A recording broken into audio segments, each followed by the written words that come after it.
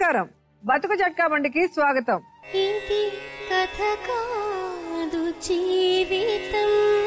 మనం అనే పదం ఉపయోగించి నమ్మకం అనే రుచి చూపిస్తే మోసం అనే ఆయుధానికి పదును పెరుగుతుంది.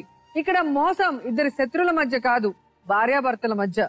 వారికి జరిగిన మోసం ఏంటో వారి మాటల్లోనే తెలుసుకుందాం. మామేం చేసింది మరి, ఏం జరిగిందో ఏమమ్మా, ఏం జరిగింది?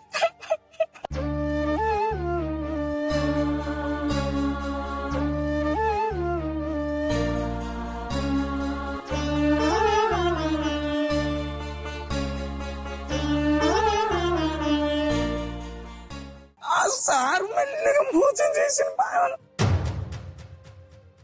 పైసలు తీసుకుపోయి పైన ఇచ్చేది మళ్ళీ ఇంకా సార్ ఏం మాయ మాటలు చెప్పిండో గానీ సార్కు పడిపోయిందమ్మా. మధ్యాహ్నం ఇంటికాన ఉంటది, సాయంత్రం ఇంటికాన ఉంటది, పొద్దుసారి ఇంటికాన ఉంటది. మరి మాకు తెలియకుండా వాళ్ళు ఆయన వచ్చి మాయని ఎట్లా కలుస్తాడు?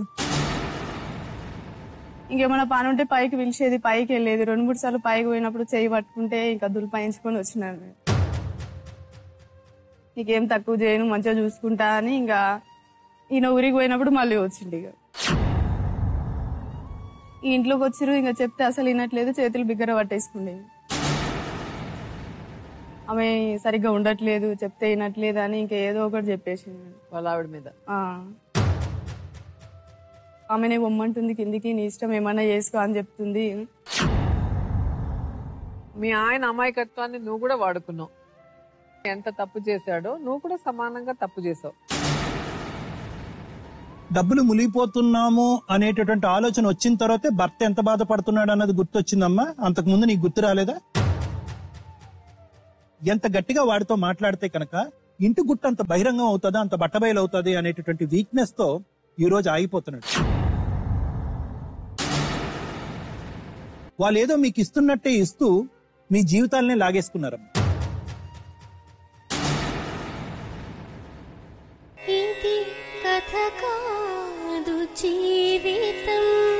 తిరుపతి రెడ్డి రండి.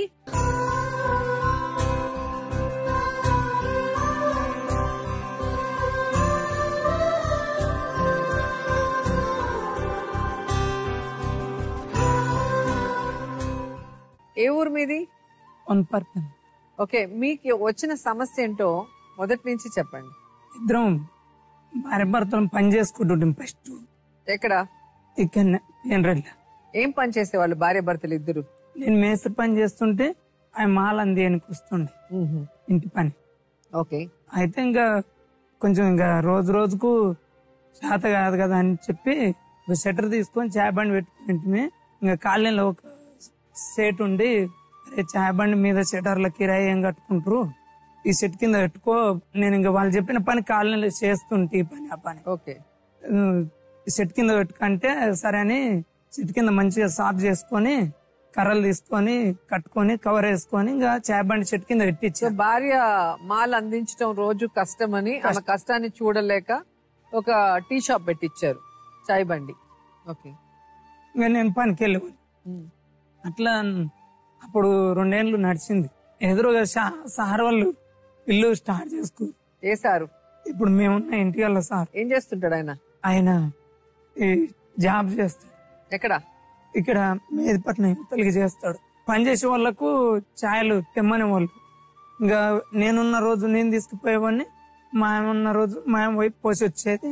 ఇంకా 100-200 డబ్బులు అయినప్పుడు లెక్క చేసేవాళ్ళు.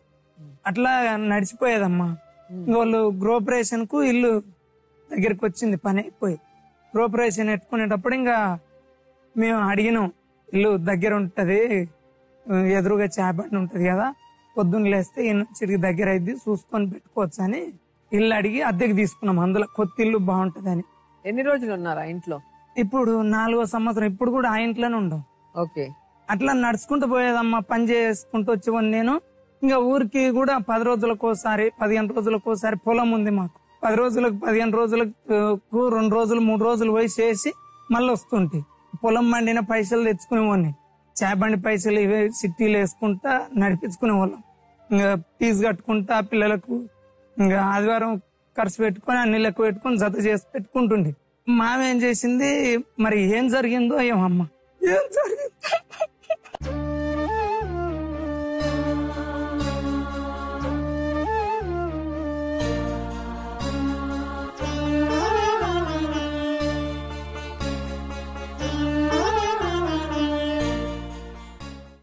సార్ మెల్లగా మోసం చేసిన బావను ఏం చేశాడు? మెల్లగా నమ్మిచ్చిందంట. ఇప్పుడు పైసలు జత అవుతున్నాయి కదా, నా దగ్గర పెట్టండి, పైసలు పాడు చేసుకుంటూ ఇళ్ళ కాళ్ళకు మీ ఆయన ఇస్తాడేమో అని కొన్ని పైసలు 1,00,000 రూపాయలు, 50,000, 1,00,000 రూపాయలు జత అయినప్పుడు పైసలు తీసుకుపోయి పైన ఇచ్చేది. మళ్ళీ ఇంకా సార్ ఏం మాయ మాటలు చెప్పిండో గానీ ఇంకా సార్కు పడిపోయిందమ్మా. అంటే ఇంకా లొంగ తీసుకుండు. అవును, మీరు ఆమెను చాలా ప్రేమగా చూసుకునేవారు. ఆమెకి కష్టం వస్తే ఆవిడకి నచ్చినట్టుగా మట్టి మోసే పని నుంచి చాయ్ బండి పెట్టించారు, అన్ని రకాలుగా ఆమెకి గౌరవం ఇచ్చారు. ఎందుకు అలా ఆమె తప్పు చేసింది? ఏమైందో ఏమమ్మా, నేను ఊరుకోయినాక కిందికి వచ్చినంట. వచ్చి మరి మీకు డబ్బులు జత అవుతుండే, మంచిగా ప్లాట్ కొనిస్తా, ఇల్లు కొనిస్తా, కరెక్ట్ గా అమ్మా కింది పోర్షన్ నీకే ఇస్తాను కూడా అన్నాడు అంట. అనేసరికి మరి ఏమేం నమ్మిందో, ఆయన ఎట్లా చేసిండో గాని ఇంకా ఆయన సో మీ అమాయకత్వాన్ని ఆసరా చేసుకున్నాడు ఆ ఇంటి ఓనరు. ఆయన బాగా హుషారమ్మా. నన్ను కూడా బండి ఎక్కించుకొని 2-3 సార్లు రారెడ్డి ఆదివారం ఇంటికాడ ఉన్నప్పుడు ఆయన ఇంటికాడ ఉంటుండే, నేను ఇంటికాడ ఉంటుంటే మేము పిల్లలు తయారయ్యి బయటకు వాళ్ళనుకుంటే సినిమాకి వెళ్ళే వాళ్ళం, మళ్ళీ వచ్చేవాళ్ళం, అన్ని మాట్లాడేవాళ్ళు ఇట్లా అట్లా అని. నేను వాళ్ళకు బియ్యం కూడా వేసేవాడిని. మా ఊరి దగ్గర పొలాలు వండుతాయిగా అమ్మ, 4 క్వింటాల 5 క్వింటాల బియ్యం వేసుకొచ్చి ఈ 3 ఏళ్ళు 4 ఏళ్ళ నుంచి కూడా బియ్యం కూడా ఇప్పుడు మొన్నసారి కూడా నేనే వేసిన. వాళ్ళ వైఫ్ ఎలాంటిది? ఆమె చదువుకున్న గొప్ప ఆమె ఇప్పుడు ఇంట్లో తప్పు జరుగుతుంటే ఆమె ఉద్యోగం చేయదు కదా, ఇంట్లోనే ఉంటది. మరి ఆమె నీకంటే పని మీద నువ్వు బయటకు వెళ్తావు, తెలియదు ఒకవేళ తప్పు జరిగినా కూడా. కానీ ఆమె ఇంట్లోనే ఉన్నప్పుడు ఇలాంటి తప్పు ఏ ధైర్యంతో చేశాడు? ఆ తప్పు జరుగుతుంటే ఆవిడ ఎందుకు ఆపలేదు? ఎందుకుందో ఏం అర్థం కాలేమ్మా. అడగలేదా మీరు?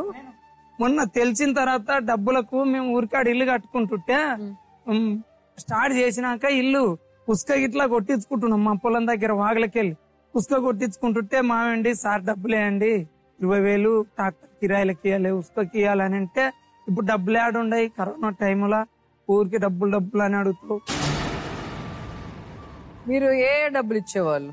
ఇప్పుడు పొలం మండిన పైసలు, మళ్ళా చిట్టీలు ఎత్తుకున్నప్పుడు ఊర్లో జతన పోరలు ఊళ్ళో ఉంటారు కదా, వాళ్ళ దగ్గర చిట్టీలు వేసుకుంటే ఆయన్నే చిట్టీలు ఇచ్చేవాడు. మళ్ళా ఆయన అకౌంట్లోకి వెళ్ళే పంపించేవాడు. వాళ్ళ తమ్ముని దగ్గర కూడా 1,00,000 రూపాయలు చిట్టేసిన. మామే రోజు 200 డబ్బులు కట్టి చేబండి మీద రోజు వచ్చేటివి కదా, అవి కూడా ఇచ్చి బుక్లో రాపించుకునేది. నెలనాడు కరెక్ట్ గా కిరాయి కట్టుకునేది. ఏ బాధ లేకుండా నడిచిపోయేది. కానీ ఎప్పుడైతే మధ్యలోకి వచ్చిండో అప్పటి నుంచి నాకు నరకం అయిపోయింది. నరకమే.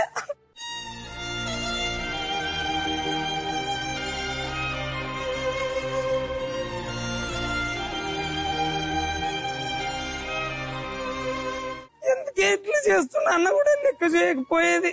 ఎవరు? మా ఆమె కూడా. పోనీ మీ ఆవిడ ఇప్పుడు అతనితో బాగుందా లేదా నీతోనే ఉందా? ఇప్పుడు ఇవన్నీ చెప్పుకొచ్చింది. ఇప్పుడు డబ్బులు అడిగింది కదమ్మా, లేవనేసరికి మాకు ఏమనుకున్నదో ఏమో ఇంకా నాకు చెప్పుకొచ్చింది. ఇంకా ఓకే, ఆయన గట్టిగా నిలదీసి అడిగిందా? మీరు ఇక్కడికి రాండి ఫస్ట్ మాట్లాడదాం అన్నాడు. అంటే వచ్చినాం, ఇంకా సరే మాట్లాడదాం పడని. ఇంకా సాయంత్రం పూట వచ్చి పక్క పోర్షన్ ఆయన ఉండు. పక్క పోర్షన్ ఆయన ఏం చేస్తుండు, ఆయన మేము ఊరుకోయిన తర్వాత ఏం మాట్లాడుకుర్రమ్మా, అంతకు ముందు మాట్లాడుకోలే వాళ్ళు. మాతోటే సోపదయ్యేది వాళ్ళకు. గేట్ కాడ నుంచి సార్ వచ్చి రెడ్డి మధ్యాహ్నం ఏమో మాట్లాడితే ఇప్పుడు చెప్పు అన్నాడు. అంటే మా బయటకు వెళ్ళి చెప్పేదేముంది సార్, డబ్బులు ఇస్తే మేము ఇల్లు, నువ్వు డబ్బులు ఇప్పుడు కాల్ చేసి వెళ్ళిపోతామని ఈ టైం అని చెప్పేసినాం. ఆ ఇంట్లోకి వెళ్ళి ఆయన వచ్చిండు. ఏం రెడ్డి పిచ్చి పిచ్చిగా ఉందా, సార్కు డబ్బులు ఎక్కడి నుంచి ఇచ్చిర్రు, మీరు అన్ని డబ్బులు ఎట్లా సంపాదించిర్రు అనే సార్ నువ్వు పక్కకు నిలబెట్టిండు ఇంటికి వెళ్ళి ఆయన. ఈయన అందుకున్నాడు ఇంకా మాటలు. ఈయన పడేసి 2 అంతే సామాన్ వేసుకొని పోతాడని ఇంకా మీదికి వచ్చేస్తుండ్రు. అంతకుముందు వాళ్ళిద్దరు ఫ్రెండ్షిప్ లేదా? ఎక్కువ లేదమ్మా.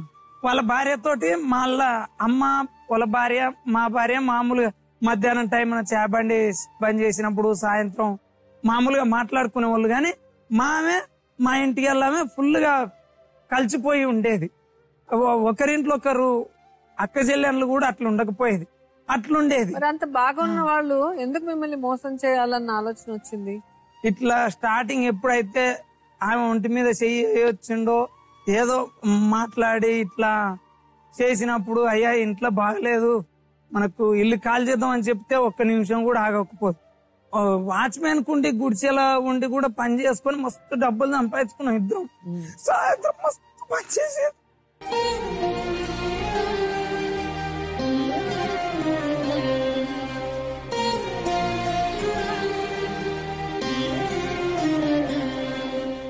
సో నీ కష్టం అంతా బూడిదలో పోసిన పనేరైంది.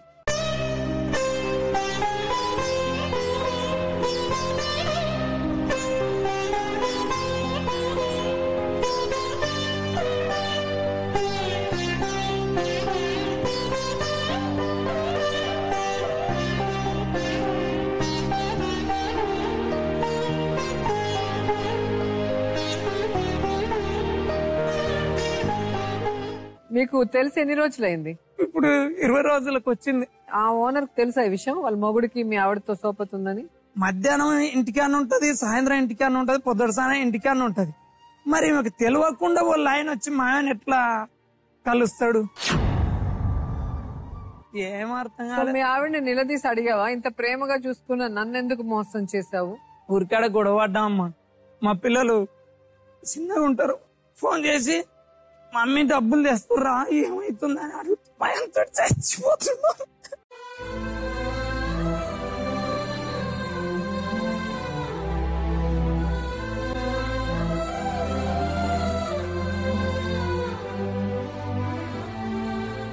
ఎందుకు భయం? మళ్ళీ ఇంత కష్టపడి సంపాదించావు, ఇంత కష్టపడే మనస్తత్వం ఉంది, పిల్లల్ని భార్యని ప్రేమగా చూసే మనసు ఉంది, మళ్ళీ సంపాదించుకునే అవకాశం ఉంది.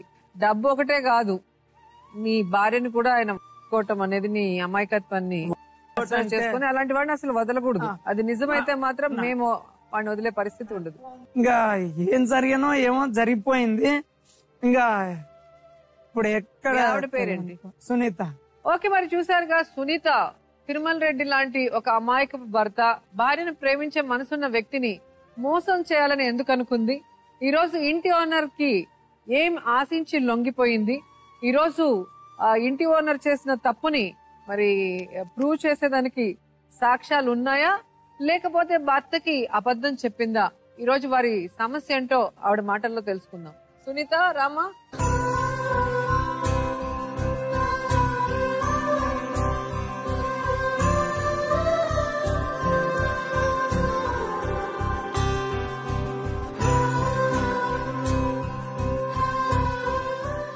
పెళ్ళై ఎన్ని సంవత్సరాలు అయింది సునీత?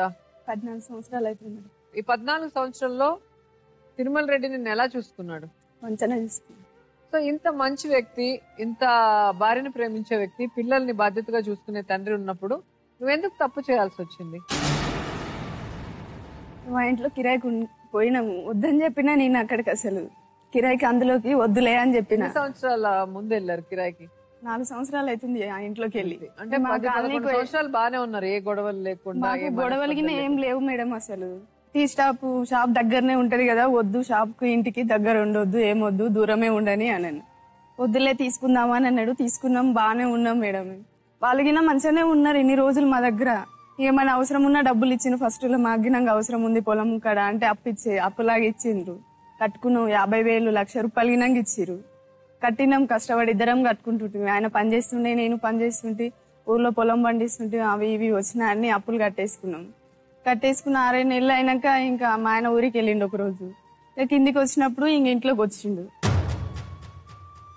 ఇంట్లోకి వస్తుండే మామూలుగా వచ్చి చూస్తుండే, పిల్లలతో ఆడుతుండే. మా పాప అంటే కొంచెం బాగా ఇష్టం, మాట్లాడుతుండే, బాగానే ఆడుతుండే ఆయనతో. ఇంకేమైనా పని ఉంటే పైకి పిలిచేది, పైకి వెళ్ళేది. 2-3 సార్లు పైకి పోయినప్పుడు చేయి పట్టుకుంటే ఇంకా దులిపాయించుకొని వచ్చినారు. ఇంకా అట్నే 2-3 సార్లు అయ్యింది. ఇంకా నేనేం మాట్లాడకుంటే తగ్గించేసిన మాట్లాడడం. ఆయనకు చెప్పలేదా? మొదట జరిగినప్పుడే చెప్పుంటే మీకు కొంచెము ఇంకా చెప్పలేదు మేడం. ఉండేది కదా. ఇంకా చెప్పలేదు. నేనే ఇంకా దులిపాయించుకొని మాట్లాడడం బంద్ చేసినట్టు. ఇంకా కిందికి వచ్చినప్పుడు ఇంకా ఒక రోజు నైట్ సాయంత్రం వచ్చిండు. మా ఆయన రాలేదు. ఇంకా రెడ్డి అనుకుంటూ వచ్చింది. రాలేదు సార్ రెడ్డి అని రాలేదు మా ఆయన అని చెప్పినాం. ఇంకా లోపలికి వచ్చిండు, డోర్ పెట్టేసిండు. పిల్లలు లేరా? పిల్లలు లేరు, బయట ఆడుకుంటూ. పైన వాళ్ళ ఇంట్లోకి వెళ్ళారు మేడం. ఈ ఇంట్లోకి వచ్చిరు. ఇంకా చెప్తే అసలు వినట్లేదు, చేతులు బిగ్గర పట్టేసుకుండే. ఆమె సరిగ్గా ఉండట్లేదు, చెప్తే వినట్లేదు అని ఇంకా ఏదో ఒకటి చెప్పేసింది వాళ్ళ ఆవిడ మీద. నిన్ను లొంగ తీసుకోవడానికి సొంత భార్య మీద నిందలేశాడు. ఏమని చెప్పాడు? చెప్తే వినదు, ఆమెనే బొమ్మంటుంది కిందికి, నీ ఇష్టం ఏమన్నా చేసుకో అని చెప్తుంది. నీతోనికి వస్తే అన్న ఏమనలేదు అని చెప్తుంది. ఇంకా నేను అప్పటికి ఇంకా దొబ్బేసినా గానీ ఇంక వినలేదు. డోర్ పెట్టేసింది. ఇంకా సౌండ్కు ఇంకా పక్కల వాళ్ళందరూ వస్తారు, నా పరుగు పోతుంది అని చెప్పేసింది. ఇంకేమనకుండా కాము ఉండేసిన. ఇంకా తర్వాతకి ఇంకా మా ఆయన వచ్చిండు. నేనేం అనలేదు, చెప్తానే మా ఆయనకి. ఇంకా ఎందుకు చెప్పడం, రెడ్డికి తెలియదులే, ఏం తెలియదు, నేను చూసుకుంటా గానీ నీకు అన్ని ఏమన్నా కష్టం వచ్చినా మీరు ఏడికి పోతారు, ఏడికి పోరు, ఈయన ఉంటా, అన్ని నేనే చూస్తాను, నీకెందుకు ఇంకా అన్ని చెప్పిండు. ఇంకా మాకు ఊళ్ళో కొంచెం ఇంటికాడ ప్రాబ్లమ్స్ ఉన్నాయి. ఇక నేను ఈయన ఏమనలేదు, సరేలే మా ఆయనకి ఏం తెలియదు కదా. మీ ఆయన అమాయకత్వాన్ని నువ్వు కూడా వాడుకున్నావు. ఎంత తప్పు చేశాడో నువ్వు కూడా సమానంగా తప్పు చేసావు. సో ఇది అన్యాయం కదా. ఈరోజు ఆయన ఏడుస్తుంటే నాకు బాధేస్తుంది. ఎందుకంటే అతని కుటుంబం మీద పెట్టుకున్న ప్రేమ గాని, కుటుంబం కోసం ఆయన పడిన కష్టం గాని చూస్తుంటే అతన్ని మోసం చేయాలని ఎవరికి అనిపించదు. కానీ ఈ రోజు నువ్వు మోసం చేసావని నువ్వే చెప్పావు. నేను మోసం చేయాలనుకోలేదు మేడం. అది మరి ఎందుకు జరిగింది ఇది? ఏం ఆశించి చేసావు? నేనేం ఆశించలేదు మేడం. ఇంకా ఆయన అట్లా 2-3 సార్లు బలవంతం చేసిండు. ఇక లోపలికి వచ్చింది. ఇంకా ఎక్కడికి వెళ్లే పరిస్థితి లేదు లోపల. ఇంకా ఉన్న రూమ్ లోనే ఉండిపోయిన అట్లనే. మరి ఒకసారి జరిగినప్పుడు రెండోసారి ఇంటి గుమ్మం మెయిన్ డోరే తలుపులు వేసేసుకోవచ్చు కదా. మేము ఇంకా డోరే వేసుకుంటుంటుంది మేడం, డోరే వేసుకుంటుంటుంది. మరి ఎలా వచ్చేస్తాడు మళ్ళీ ఎవ్రీడే? ఒకటేసారి అప్పుడు వచ్చింది. ఇంకా తర్వాతకి ఇంకా మాట్లాడడం బంద్ చేసిన కొన్ని రోజులు. ఇక నేనేమన్నా నా పని నేను చేసుకుంటున్నా. ఇంకా మా ఆయనకు తెలియదు కదా, ఎప్పుడైనా డబ్బులు అవసరం ఉంటే పోయి అడిగేది. పోయి అడుగుదాం దాసుంతా అంటే నేను రానంటే సరే ఇద్దరం కలిసి వెళ్ళి అడిగేది. ఇంకా అవసరం తప్పదని. ఇంకా మాకిన ఏం తెలియదని బ్యాంక్ అకౌంట్ తెప్పించిండు. ఇంకా బ్యాంకులో డబ్బులు వేసి ఉంటుంది. మా ఆయనకు బండి తీసుకున్నాం. ఇంకా అట్లా మళ్ళీ మాట్లాడుతుంటే పైన ఆమె గిన తెలిసింది. ఏమంటలేదు, ఏమన్నదిలే, నీకెందుకు, నీకేం తక్కువ చేయను, మంచిగా చూసుకుంటా అని. ఇంకా ఈయన ఊరికి పోయినప్పుడు మళ్ళీ వచ్చింది. ఇంకా నేను ఇంకా అప్పటికి ఇంకా మాగిన ఇంటికాడ చాలా కష్టాలు ఉన్నాయి కదా. మా ఆయన ఇంకా నేను ఏం అనలేకపోయా. ఇంకేదో అయ్యింది చేశాడు, మాకు కష్టాలు ఉన్నాయి అంటున్నారు. కానీ మీ ఆయన మేం కష్టపడి పొలం ఫస్ట్ అట్లా అయింది మేడం. షాప్ పెట్టిన డబ్బులు, అలాగే ఆయన మేస్త్రి పని చేసిన డబ్బులు అన్ని కూడా అతనికి 50,000 లక్షల ఇచ్చాము. ఈ రోజు ఆ డబ్బులు ఇవ్వకుండా మమ్మల్ని మోసం చేశాడు. ఫస్ట్ లో మాకైతే ఏం లేకున్నది మేడం. తర్వాతకి ఇంకా ఆయన హెల్ప్ చేస్తున్నప్పుడు ఇంకా తర్వాత మేము అన్ని కట్టేసుకొని అన్ని చేసుకొని ఇంకా మేము సంపాదించుకుంటున్నాం, చిట్టీలు వేసుకుంటున్నాం, డబ్బులు వస్తున్నాయి. బండి తీసుకున్నాక అన్నాడు, మీ దగ్గర డబ్బులు ఉంటున్నాయి కదా, ఎందుకు నువ్వు వేడికి పోవు, ఈయన ఉంటావు, నేను ఈయన నీకు డబ్బులు ఇస్తా, ఏమన్నా తీసుకోండి, నేను ఈయన సాయం చేస్తా అని మా ఆయన గిన చెప్పిండు. ఇద్దరి మధ్యలో ఫ్లాట్ తీసుకుందరు, ఇక్కడనే ఇల్లు కట్టుకొని ఉందరు అని చెప్పిన. అంటే సరే సార్. ఫ్లాట్ తీసి ఇచ్చారా? తీసుకోలేదు మేడం. అంటే ఇన్ని జమ చేస్తున్నాం మేము. ఇంకా ఊళ్ళో పొలం పైసలు వచ్చినాయి. ఇక మా ఆయన పని చేసినవి, చిట్టీలు వేసినవి అన్ని తీసినాం. వాళ్ళ తమ్ముని దగ్గర ఒక చిట్టి వేయించిండు, తీసినాం, ఆయనకే ఇచ్చినాం. ఆయనే చెప్పి ఒక బ్యాంక్ అకౌంట్ తీసిమ్మని తీసినాం మేడం. బ్యాంక్ అకౌంట్ తీసినాం. ఇంకా డబ్బులు నేను ఆయన బయట డబ్బులు ఇస్తాడు మేడం ఇంట్రెస్ట్లకి. అయితే నేను బయట తిప్పుతా, మీకు మంచిగా దొరికినప్పుడు, తక్కువ రేట్లో దొరికినప్పుడు నేను ఇన్ని డబ్బులు కలిపేసి ఇస్తా, డబ్బులు అయితే ఇవ్వండి ఇప్పుడు అని తీసుకున్నాడు. ఇంట్రెస్ట్ గినంగా పెరుగుతుంది కదా, వస్తాయి కదా డబ్బులు అని చెప్పి ఇచ్చేస్తున్నాడు. ఎంత ఇచ్చారు మొత్తం డబ్బు? మొత్తం 13,50,000 అయినాయి మేడం. ఎన్ని సంవత్సరాలు? 3 సంవత్సరాలు అవుతుంది. అన్ని రోజులు బాగానే ఉన్నాం. ఇంకా వంట చేసినా, తిన్నా, ఉన్నా, ఆమె గినంగా ఏమైనా బయట షాపింగ్ చేసినా ఆమెకు నాకు ఇద్దరికి తీసుకొచ్చేది. ఇంకా ఆమె తెచ్చేది, మళ్ళీ ఆ చీర తెచ్చినా కూడా నా దగ్గర డబ్బులు తీసుకునేది. ఆయమనేమో చీర తెచ్చినా మురిసిపోయేది అంతే. వెనకంగా డబ్బులు తీసుకున్న సంగతి తెలుస్తలేదు మీకు. ఎంత చెప్పినా ఇక్కడ టోటల్ గా నష్టపోయింది నువ్వు, మోసపోయింది ఆవిడ. ఏం కోరుకుంటున్నావు? మొన్న వాళ్ళు సాయంత్రం పూట బెదిరించినప్పుడు పెట్టేసుకున్నా, సబ్జ మీద లో రూపులది, కిచెన్ లది అంతా సామాన్ పెట్టేసుకున్నా. వాళ్ళు మనల్ని కొట్టకుంటే చాలు ఇల్లు కాల్ చేసిపోదాం పా డబ్బులు ఇవ్వకుంటా అని కూడా చెప్పిన. ఏమైనా ధైర్యంగా ఆపి ఇన్ని రోజులు కష్టం చేసి ఇక నేను ఇట్లా లాస్ అయినా అట్లా లాస్ అయ్యి మా వల్ల నేను బాధ పెట్టినట్టేగా మేడం. నేను మొన్నటి దగ్గర డబ్బులు ఇస్తా అని చెప్పిండు. కరోనా వచ్చింది కదా, నేను ఊరికి ఈడ ఉంటలేము, ఊరికి పోతాము, ఊళ్ళో ఇల్లు కట్టుకుంటాను సార్ అంటే సరే ఇల్లు సామాను ఇక్కడ పెట్టమని చెప్పిండు ఆయన. మేము ఖాళీ చేస్తామని అడిగినాం, కిరాయి కట్టలేము కదా సార్, ఎందుకు కొన్ని కాకపోయినా కొన్నైనా కట్టాలి మీకు, మేము ఖాళీ చేసుకుంటాము, కావాలంటే మేము ఇల్లు అయిపోయినాక మళ్ళీ వస్తాం, అప్పటికి ఖాళీగా ఉంటే ఉంటామని చెప్పిన. ఏమొద్దు అని చెప్పిండు మేడం. నువ్వు ఇల్లు కాల్ చేసి ఇంకా ఊరికో ఇల్లు కట్టుకుంటే రావు కదా అని అన్నాడంట. ఇప్పుడు దానివల్ల డబ్బులు ఆపేసిండు. ఎందుకు ఈమె అందుబాటులో లేదనా? లేదని అంతే. ఇప్పుడు 2-3 సార్లు అడిగితే ఇసుక కొట్టిస్తున్నామనంటే 20,000 వేసారని అడిగినాం. అంటే 20,000 లేవు గానీ 10,000 ఉన్నాయని 10,000 వేసిండు. నాకు ఇంకా కోపం వచ్చింది. ఇన్ని పైసలు పెట్టుకొని మీరు 10,000 వేసి మాకు ఇల్లు ఏడైతే సార్, అసలు ఇంకా రేపు లక్షల పని ఉంటది, ఏమొద్దు మొత్తం లెక్క చేసి మా పైసలు మాకు ఇచ్చేసేయండి సార్ అని చెప్పిన. అంటే సరే మీరు హైదరాబాద్ రాండి అని చెప్పిండు. నేను మా ఆయన ఇద్దరం కలిసి హైదరాబాద్ వచ్చినాం. మేము వచ్చేసరికి సార్ డ్యూటీకి వెళ్ళిపోయిండు. ఫోన్ చేసిన నేను, నువ్వైతే ఇల్లు ఖాళీ చేసిపో, డబ్బులు ఇస్తా కానీ తర్వాత ఎడిపోతాయి డబ్బులు అని అంటుండు. ఇంకా మేము వచ్చిందే డబ్బులకు, నువ్వు ఖాళీ చేసి పొమ్మన్నాక మేము పోయినాక ఎవరికి ఇస్తాం మీరు డబ్బులు, మీరు వచ్చి డబ్బులు ఇచ్చినాకనే ఖాళీ చేసేది, నేను ఉత్తికైతే ఖాళీ చేసేది లేదు సార్. మరి మా ఆయన అయినాక ఇప్పుడు నన్ను మస్తు మాటలు అంటుండు, అన్ని వద్దంటే నీ చేతిలో పెట్టినావు అని చెప్పిన. అంటే సరే వస్తున్నా అన్నాడు. నైట్ వచ్చిండు, పొద్దున్న లేచి, నైట్ ఇంకా లేట్ అయిపోయింది, పడుకుండు, పొద్దుగా లేచి పోతుండు. ఏమైంది సార్ పోతురు, మరి మేము వచ్చి ఇక్కడ ఉన్నాము, పిల్లల్ని ఇల్లు ఇడిచిపెట్టేసి వచ్చి ఆడా అని అంటే, మీరు నీతోటి ఏం పేపర్లు ఉన్నాయి నాకు ఇచ్చినవి, పేపర్లు తీసుకొని రాపో. మీరు పోలీస్ కంప్లైంట్ ఇవ్వచ్చు కదా, ఈ విధంగా మిమ్మల్ని ఫైనాన్షియల్ గా మోసం చేశాడు. ఇయ్యనని చెప్పలేదు మేడం, అప్పుడు చెప్తుండు మేడం. ఇంకా ఏమంటుండు, నువ్వు నాకు ఇచ్చినట్టు పేపర్లు రేడు ఉన్నాయి, రెడ్డి పేపర్లు తెపో. ఇంకా పక్క ఆయనని పెట్టిండు. ఇంకా సార్ ఏమనుకుంటా పక్కకు నిలబడ్డాడు. ఇంకా పక్క ఆయన వచ్చి అడుగుతుండు, పక్క కిరాయికి ఉంటాడు ఆయన నువ్వు డబ్బులు అంతగానో ఎప్పుడు ఇచ్చినావు, ఎట్లా ఇచ్చినావు, అంతగానో ఎట్లా సంపాదించినావు నువ్వు, నేను ఇలా చేస్తున్నా కదా ఎట్లా సంపాదించినావు అని అడుగుతుండు ఆయన. డబ్బులు ఇచ్చింది మేము అడుగుతాం, ఆయన తీసుకున్న ఆయన అడ ఉండు, ఆయన ఏం అనట్లేదు, మేము మాట్లాడుకుంటాం, నీకెందుకు, నువ్వు ఎందుకు మాట్లాడుతున్నావు, నీకేం అవసరం మాట్లాడడానికి.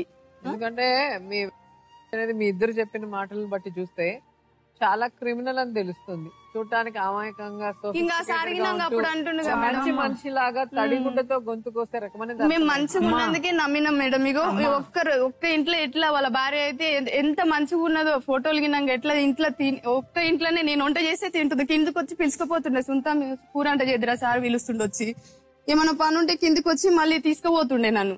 బ్యాంక్ అకౌంట్ లగినాక మేము 3 సంవత్సరాలు అవుతుంది, మేము ఒక్కరోజు బ్యాంకులో వేసుకోలేదు. ఆయనకే డబ్బులు ఇస్తే ఎప్పుడన్నా ఆయనతో ఉన్నాయి కాబట్టి ఎప్పుడు అవసరం ఉన్నా ఆయననే వేసేది. అడిగితే సార్ ఇట్లా డబ్బులు అవసరం ఉందంటే బ్యాంకులో వేసేది. 3 సంవత్సరాల నుంచి సారే వేస్తుండు నాకు డబ్బులు, ఇందులో మేము ఇస్తున్నాము ఆయనే వేస్తుండు. ఇప్పుడు ఏమంటాడు, ఏం ప్రూఫ్ ఉందో తేపో, నువ్వు డబ్బులు ఇచ్చినట్లు మీరు తేపో అంటే తెస్తే ఇస్తా, లేదంటే నేనే ఉల్టా కేసు పెడతా చూడండి మీ మీద. సో ఇది చూస్తే ఎవరికైనా కూడా మంచి ఫ్యామిలీ ఫ్రెండ్స్ అంత మంచిగా నమ్మించింది మేడం. మేము గినంగా అసలు మొన్నటి దాకా గినంగా నువ్వు పేపర్ రేపు అన్న దాకా గినా నేను గిన్నా అనుకోలే అసలు. ఫోన్ తీసుకొని ఫోటోలు చూడమ్మా, ఫోన్లో గిన్న రోజులో 100 సార్లు నైట్ పూట గినా ఫోన్ చేసేది. ఇంకా ఓపికన్నప్పుడు మాట్లాడేది, లేదంటే సప్పుడు కాకుండా పక్కకి వేసేది. అమ్మా ఫోన్ తీసుకొని ఫోటోలు చూడు, ఎంత మంచిగా ఉండే, ఎట్లా అయిపోయింది చూడు. మేమేం అడగలేదు గినా మేడం, మా డబ్బులు మాకు ఇచ్చేసే ఊరికి వెళ్ళిపోతావు అని చెప్పినాం.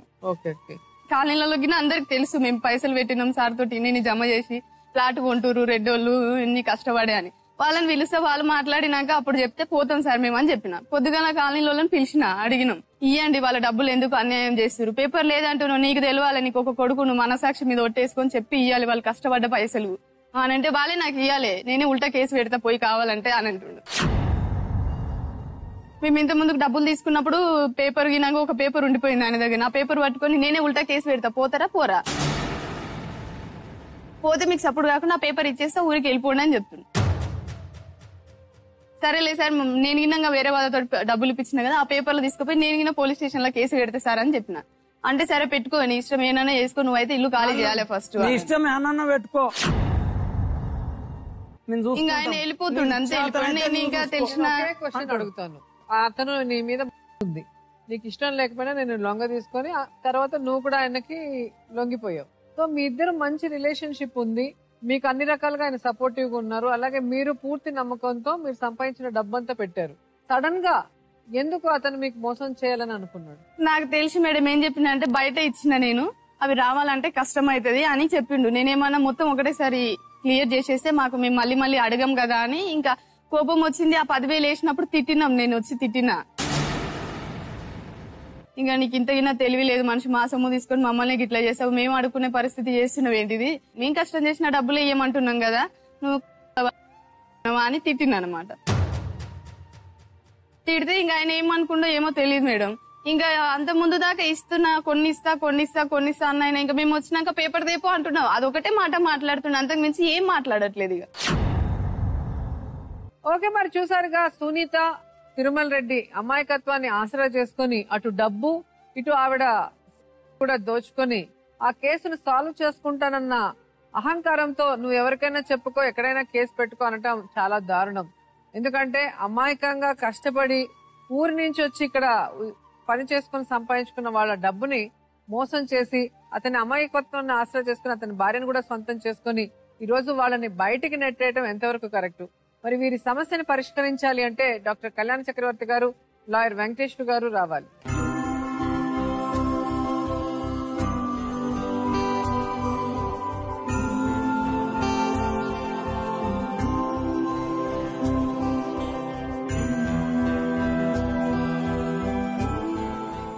సో వీళ్ళిద్దరూ మేడం, ఆ ఓనర్స్ కానీ వీళ్ళు కానీ అసలు చూస్తే ఒక ఫ్యామిలీలో అన్నదమ్ములు వాళ్ళ భార్య పిల్లలు ఎలా ఉంటారో అలా ఉన్నారు. ఎక్కడా కూడా వీళ్ళు పని చేసే వాళ్ళనో లేదా అతను జాబ్ చేసేవాడు అన్నట్టుగా లేదు.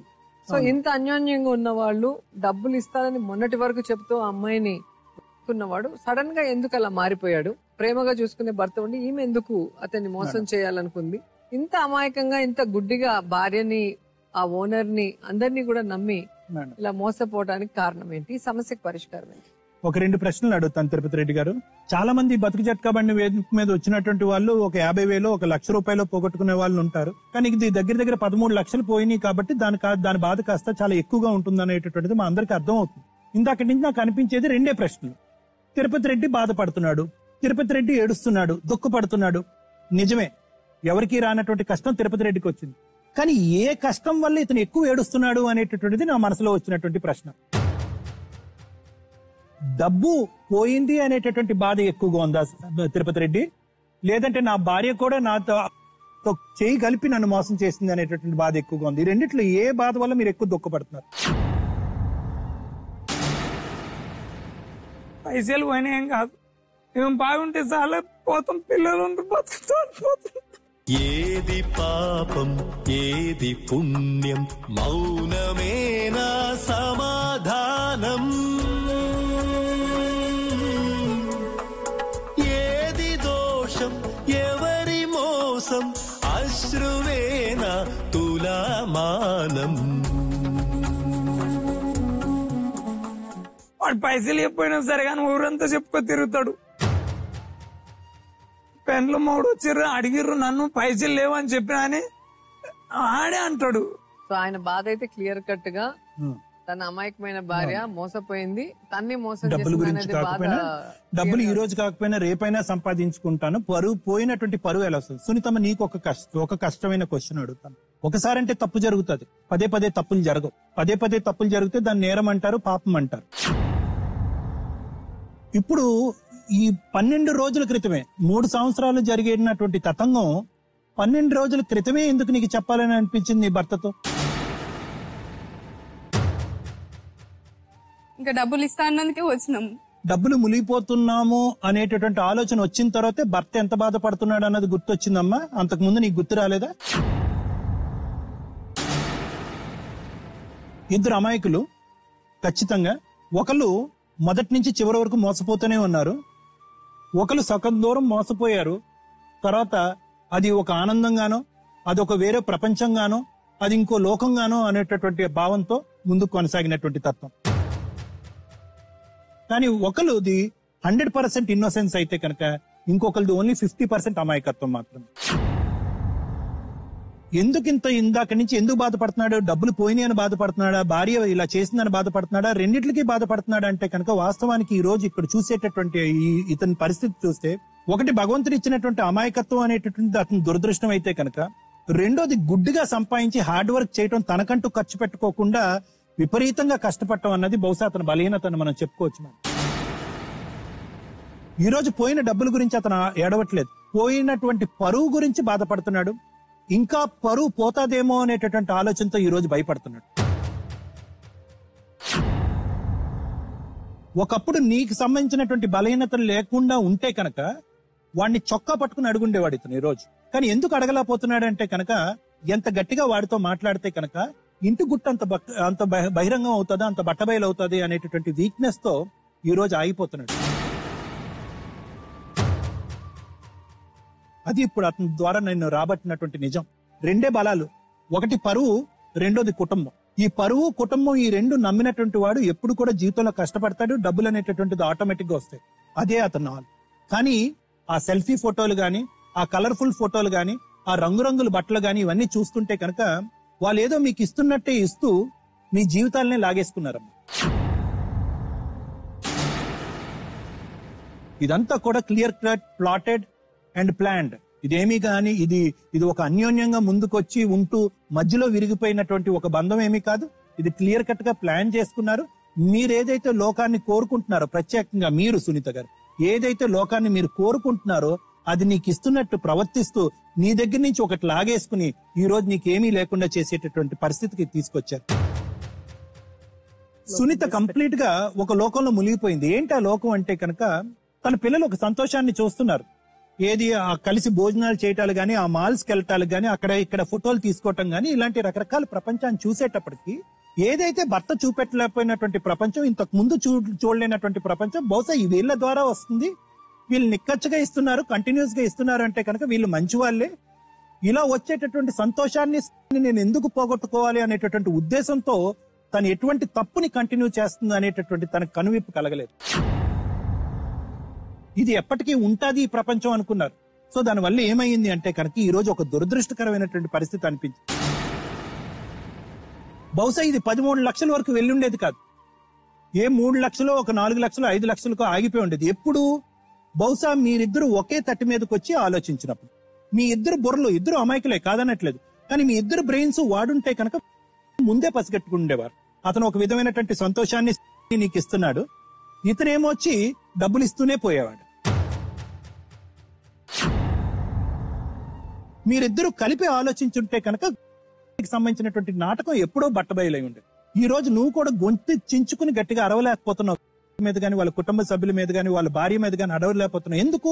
ఇందులో కమిటెడ్ మిస్టేక్ నీది కూడా 50% ఉంది కాబట్టి, 50% నీది కూడా మిస్టేక్ ఉంది కాబట్టి ఈ రోజు నువ్వు గంతు చించుకుని అరవలేకపోతున్నావు. నా ఉద్దేశం ఒక మానసిక వైద్య నిపుణుడిగా నేనేమంటున్నానంటే, మీ ఇద్దరు కళ్ళెదురుగుంటా ఉన్న పెద్ద ఛాలెంజ్ డబ్బు కాదు. ఈ రోజు మీ ఇద్దరు కళ్ళెదురుగుంటా ఉన్న పెద్ద ఛాలెంజ్ ఏంటంటే, మీరిద్దరు ఈ డబ్బులు ఈ రోజు కాకపోతే రేపన్నా సంపాదించుకోవచ్చు, అది పెద్ద విషయం కాదు. కానీ ఇప్పుడు ఈ అనేటటువంటి వ్యక్తి మీ ఇద్దరు జీవితాల్లో ప్రవేశించక ముందు మీరు ఎంత అన్యోన్యంగా ఉన్నారో అంత అన్యోన్యంగా మీరిద్దరు ఒకరినొకరు యాక్సెప్ట్ చేసి, ఒక చీడ పురుగు వల్ల మీ జీవితాలు ఇలా అయిపోకూడదు అనేటటువంటి ఆలోచనతో, మీ యొక్క అన్యోన్యమైనటువంటి జీవితం ఇంకా బలపడాలి అనేటటువంటి ఆలోచనతో నేను ఇలా మాట్లాడుతాను ఈరోజు. ఓకే, మరి ఇక్కడికైతే ఈ కేసు వచ్చింది, కానీ ఇలాంటి కేసులు ఎన్నో బయట మన నార్మల్ లైఫ్ లో చూస్తూ వచ్చాం. సో అలాంటి వాళ్ళని మనం మెడలు వంచాలి. ఇలాంటి అమాయకుల డబ్బులు కనుక మోసం చేస్తే అవి ఎట్లా వాళ్ళకి మళ్ళీ వసూలు చేయించాలనేది మనం చేస్తే ఇంకెవడు కూడా ఈ తప్పు చేయడు. సో సాక్ష్యాలు లేవు అని చెప్పి వీళ్ళు ఏం చేయలేరు అన్న ధీమాతో ఉన్న అతన్ని మనం ఎలా మెడలు వంచాలి, వీళ్ళ డబ్బును ఎలా తీసుకోవాలి? ఫస్ట్ టైం మనకి మ్యాట్రిమోనియల్ కేసు దాటి సివిల్ డిస్ప్యూట్ మన ముందుకు వచ్చింది. ఇక్కడ 2 ఇష్యూస్. ఒకటి, వీళ్ళిద్దరి మధ్యన ఉన్నటువంటి అన్నిటికంటే ఈవిడికి మధ్యన ఉన్నటువంటి సంబంధం ఒకటి. 2, తిరుపతి రెడ్డికి జరిగినటువంటి అన్యాయం ఒకటి. వీళ్ళిద్దరికి కలిసి మనీ విషయంలో జరిగినటువంటి అన్యాయం 3 ఇష్యూస్. ఈ 3 జరగడానికి ప్రధానమైనటువంటి కారణం అన్డౌటెడ్లీ సునీత. అందుకే అంటారు ఇంటికి దీపం ఇల్లాలు అని చెప్పేసి. ఆ దీపము ఆ ఇంటికి వెలుగునిచ్చేదానిలా ఉండాలి, కానీ ఆ ఇంటినే కాల్చేదానిలాగా ఉండకూడదు. అందుకే మహిళను దీపంతో పోల్చారు ఇల్లాలని. ఇక్కడ ఏం జరిగిందంటే, సునీత అనేటటువంటి మహిళ ఒక దీపంలాగా ఉండే కంటే కూడా తన భర్త దగ్గర దాచి తో సంబంధం పెట్టుకొని టోటల్ గా ఆ కుటుంబాన్ని దోచుకునేటటువంటి అవకాశాన్ని ఆమె కల్పించింది. నా దృష్టిలో ఇక్కడ ఇద్దరు అమాయకులు కాదు, ఒక్కళ్ళే అమాయకులు. ఒక సునీత చాలా తెలివైనది అనేటటువంటిది నా అభిప్రాయం.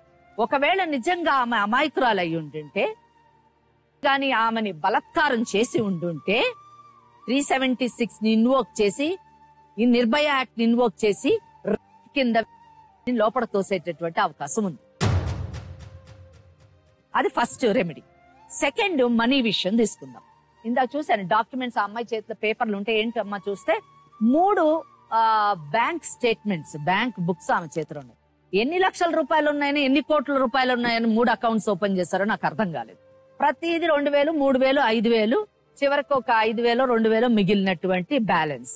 సో ఎందుకు ఈ 3 అకౌంట్స్ ఓపెన్ చేశారంటే, ఈ అనేటటువంటి వ్యక్తి అంత తెలివిగా తిరుపతి రెడ్డి దగ్గర డబ్బు తీసుకుంటూ వేలల్లో, అంటే 50,000, 60,000, 70,000 తీసుకుంటూ ఒక 2,000, 3,000 ఈమెకు ఆశ చూపిస్తూ ఈమెని లోబరుచుకుంటూ. నాకేం లేదు మేడం, మాకే అవసరాల కూరికి వెళ్ళినప్పుడు వేసేది, అకౌంట్ తీసి ఆయనే తీపిచ్చిండు. అదేనమ్మా చెప్తున్నా. ఆశ చూపిస్తూ 2 విధాలుగా బెనిఫిట్ అయ్యాడు. అక్కడ డబ్బు ద్వారా బెనిఫిట్ అయ్యాడు, ఇక్కడ ఈమె ద్వారా బెనిఫిట్ అయ్యాడు. ఈమెమనుకుందంటే మా అవసరాలు తీరుస్తున్నాడు కాబట్టి నా భర్త కంటే ఇతనే బెటర్ అనేటటువంటి ఆలోచనతో ఈమె అతనికి లోబడి ఉండడం జరిగింది. ఇద్దరు ఒకరిని ఒకరు తెలివిగా మోసం చేసుకుంటున్నాము అని అనుకున్నారు, కానీ నిజానికి అతనే వీళ్ళిద్దరిని మోసం చేయడం జరిగింది. సో ఇక నెక్స్ట్ రెమెడీ, డబ్బుకి ఏంటి రెమెడీ అంటే, ఇక్కడ ఇండియన్ పీనల్ కోడ్ లో సెక్షన్ 420 ఉంది, చీటింగ్ అన్నది. సెక్షన్ 420ని ఇన్వోక్ చేసి చీటింగ్ అనేటటువంటి కంప్లైంట్ ని వేసినప్పుడు తప్పకుండా 7 సంవత్సరాలు శిక్షకి లోన్ అయ్యేటటువంటి అవకాశం ఉంది. మరి సాక్ష్యాధారాలు ఏమీ లేవు కదా, అందులో చూస్తే 2,000, 3,000 ఉన్నాయి. అతను కూడా అంటున్నాడు పేపర్ తీసుకురా అని చెప్పేసి. ఎప్పుడైతే మన సైడ్ సాక్ష్యాధారాలు లేవో, ఈ కేసులోని ఆయన సైడ్ నుంచే సాక్ష్యాధారాలు తీసుకునేటటువంటి అవకాశం ఉంటుంది. అంటే ట్రయల్ లోని అతని నుంచి మొత్తం కక్కించేటటువంటి అవకాశం ఉంది. ఎలా చెప్తున్నారు మేడం ట్రయల్లో కక్కించొచ్చు అని చెప్పేసి అంటే, తప్పకుండా ఈ కేసులో కక్కించవచ్చు. ఎందుకంటే అతను ఎంప్లాయీగా అతని ఆదాయం ఎంత ఉంటుంది, ఖర్చు ఎంత ఉంటుంది, ఆయన ఇన్కమ్ స్టేట్మెంట్ కానివ్వండి, ఆయనకున్నటువంటి ఆస్తులు విషయాలు కానివ్వండి, అన్ని వెలికి తీసినప్పుడు ట్రయల్లో తప్పకుండా ఈ 13 లక్షలకి అతను జవాబు చెప్పవలసి ఉంటుంది. ఈ 13 లక్షలు ఎక్కడి నుంచి వచ్చాయి, ఆ 13 లక్షలకు అతనికి ఇన్కమ్ ట్యాక్స్ కట్టాడా, ఇవన్నీ ట్రయల్లోని ఒక మంచి అడ్వకేట్ ట్రయల్ క్రాస్ ఎగ్జామినేషన్ చేస్తే తప్పకుండా వాస్తవం బయటకు వచ్చేటటువంటి అవకాశం ఉంది. ఇటు జాబ్ పోయేటటువంటి అవకాశం ఉంది, అతను పరువు పోయేటటువంటి అవకాశం ఉంది, తిరిగి వీళ్ళకు డబ్బు పొందేటటువంటి అవకాశం ఉంది. ఇంకొకటి, ఫస్ట్ టైం మనకి ఈ వేదిక మీద ఇటువంటి కేసు వచ్చింది కాబట్టి ఇటువంటి కేసుల్లోని బతుకు జట్కా బండి కూడా అండగా, ఈ కేసుల్లోని అండగా నిలబడితే ఇక నుంచి ఇటువంటి కంప్లైంట్స్ కి చాలా వచ్చేటటువంటి అవకాశం ఉంది. మనము ఇలా అమాయకులు, దుర్మార్గులు అంటే వైట్ కాలర్ క్రిమినల్స్ చేతిలో మోసపోతున్నటువంటి అమాయకుల్ని మనం కాపాడినటువంటి వాళ్ళం అవుతాం. తప్పకుండా బతుకు జట్కా బండి వేదిక మనం అందరం కూడా ఇటువంటి వాళ్ళ తరఫున నిలబడితే ఇలాంటి నేరాలు చేసేటటువంటి వాళ్ళు తక్కువ అవుతారు. ఇటువంటి మోసపోతున్నటువంటి వాళ్ళు ముందుకు వచ్చి వాళ్ళు బాగుపడేటటువంటి అవకాశం. ఓకే, మరి లాయర్ గారు చెప్పినట్టు ఒక అమాయకుడి భార్యని ఫ్యామిలీ ఫ్రెండ్స్ అంటూ వాళ్ళతో ఉంటూనే మరి ఆమెను కోవటం అనేది కిందికి వస్తుంది. కాబట్టి మరి సునీత 376 మరి కేసు వేసి తనని చేశారు అని చెప్తే ఖచ్చితంగా అతన్ని అరెస్ట్ చేసే అవకాశం ఉంటుంది. ఖచ్చితంగా వీళ్ళ అమౌంట్ తిరిగి ఇవ్వాలి, లేదా తన ఉద్యోగాన్ని పోగొట్టుకునే పరిస్థితి వచ్చి తాను ఒక అమాయకురాల్ని తీసుకొని తన భార్యకి తెలిసి కూడా ఉన్నాడు అన్నది వారి బంధువర్గంలో గాని వారి ఫ్రెండ్స్ లో గాని తెలిసి అతని క్యారెక్టర్ ఏంటో అందరూ తెలుసుకుని చీకొట్టే పరిస్థితి వస్తుంది. అండ్ రెండోది 420 కేసు. ఈరోజు అమాయకులు కష్టపడి సంపాదించిన డబ్బుని దోచుకొని పేపర్ ఉంటే తీసుకురా, లేకపోతే మీ దిక్కున్న చోటు చెప్పుకో అంటే ఎవరు సహాయం చేయలేరు అనుకుంటున్నారు. 420 కేసు వేయించి వీరికి బతుకు జట్కా బండి మేము అండగా ఉంటూ వైట్ కాలర్ క్రిమినల్ అయిన లాంటి వాళ్ళ మెడలు వంచి పేదవాళ్ళకి న్యాయం చేస్తామని తెలియజేసుకుంటూ మరో సమస్యతో మళ్ళీ కలుద్దాం. అంతవరకు సెలవు.